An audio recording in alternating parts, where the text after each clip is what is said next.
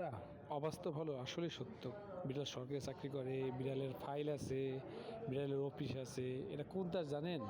জানলে অবাক হবেন কোন দেশ। অনেকেই আসলে কথাটা জানেন না। বিড়ালের সরকারি অফিস থেকে বেতন দেয়, বেতন পায়।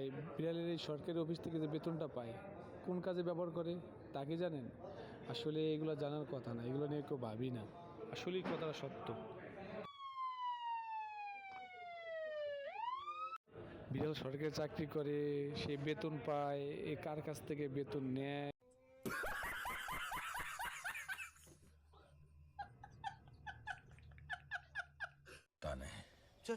বিড়ালের টাকা আসলে কে খায়? আসলে অবাক কথা আসলে আসলেই সত্য কথা, এটা রোমান্টিক কথা আসলে আসলেই সত্য।